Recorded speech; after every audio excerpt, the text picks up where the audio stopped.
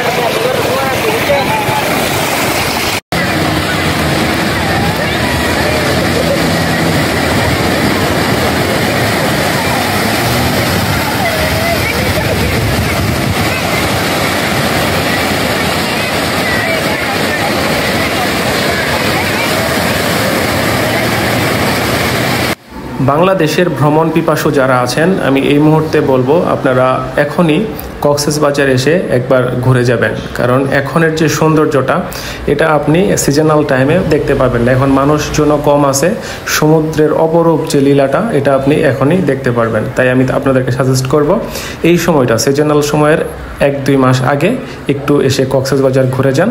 আশা করি আপনার ওই সিজনের সময়ের চেয়ে অনেক বেশি আনন্দ আপনি উপভোগ করতে পারবেন।